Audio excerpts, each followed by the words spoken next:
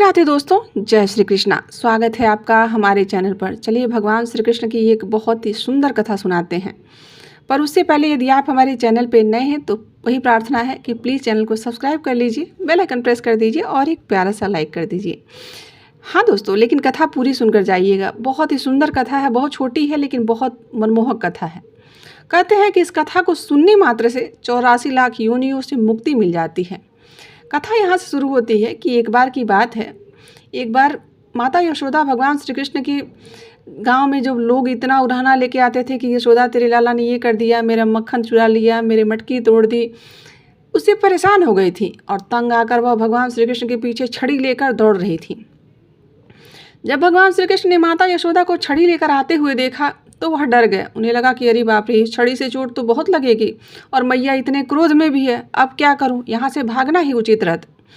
भगवान श्री कृष्ण यही सोचकर भागने लगे और अपने बचाव के लिए इधर उधर वह जब भागते रहे तब वह गांव के बाहर एक कुम्हार के घर पहुंच जाते हैं और उस कुम्हार के पास कहते हैं जाकर कि हे कुम्हार, तुम मुझे एक मिट्टी के बड़े से घड़ा में छुपा ले, क्योंकि मैया आज बड़े क्रोध में है। अगर मैं मिल गया तो एक आध डंडी तो पड़ेगी ही। कुम्हार भगवान श्री कृष्ण को देखा और साष्टांग उनके पैर पर गिर पड़ा और कहा, प्रभु बड़े भाग्य से आपके दर्शन हुए, क्योंकि जो वृंदावन के लोग थे वह भगवान श्री कृष्ण को साक्षात भगवान का अवतार जानते थे और वह कुम्हार भी बहुत दिनों से लालायित था कि एक नज़र, बस एक झलक दिख जाए कन्हैया की। और भगवान ने उसकी सुन ली और उसके घर पर स्वयं पधार गए। कुम्हार ने भगवान श्री कृष्ण को एक बड़े से घड़े में छुपा लिया। तब तक वहाँ पर माता यशोदा पहुँच जाती हैं और माता यशोदा कुम्हार से कहती हैं कि क्यों रे, तूने आज मेरे कन्हैया को कहीं देखा इस तरफ आते हुए? कुम्हार हाथ जोड़कर बोला, ना मैया, मैंने तो नहीं कन्हैया को देखा। फिर माता वहाँ से चली जाती है। तब भगवान श्री कृष्ण धीरे से उस घड़े में से कहते हैं कि हे कुमार, यदि मेरी मैया चली गई हैं तो तुम मुझे इस घड़े में से बाहर निकाल दो। यह बात सुनकर वह कुमार कहता है कि नहीं प्रभु, मैं आपको इस घड़े से इतनी आसानी से नहीं निकालूंगा। पहले मुझे वचन दीजिए कि आप मुझे 84 लाख योनियों के बंधन से मुक्त कर देंगे।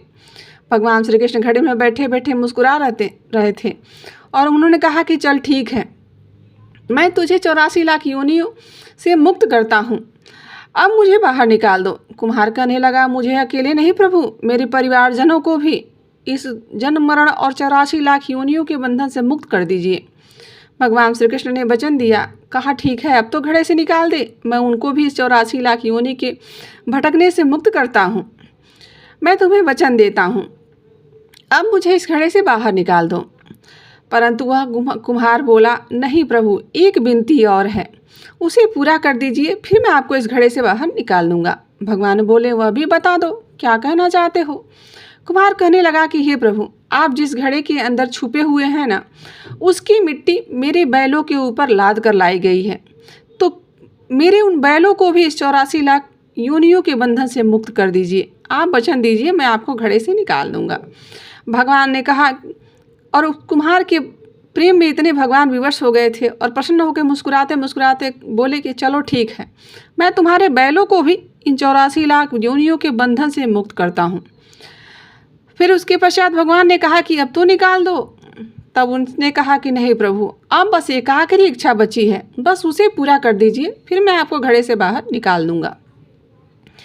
तब भगवान कहते हैं कि ठीक है, वो भी पूरा कर देंगे, मांग लो जो भी हो।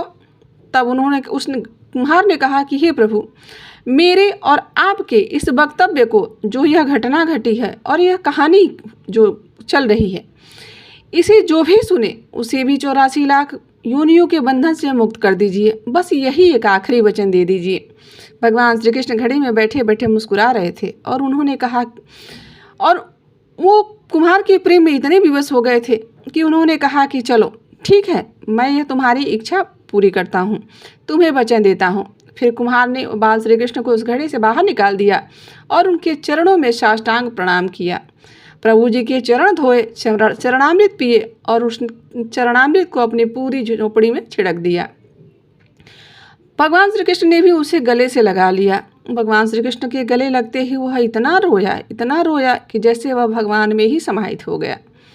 तो जरा सोच कर देखिए कि जो बाल श्री कृष्ण 7 कोस लंबी चौड़े गोवर्धन पर्वत को अपनी छोटी सी उंगली पर उठा सकते हैं, क्या वह एक घड़ा नहीं उठा सकते? लेकिन बिना प्रेम के भगवान श्री कृष्ण नहीं रिश्ते हैं। भगवान श्री कृष्ण को इतना प्रेम उमड़ आया।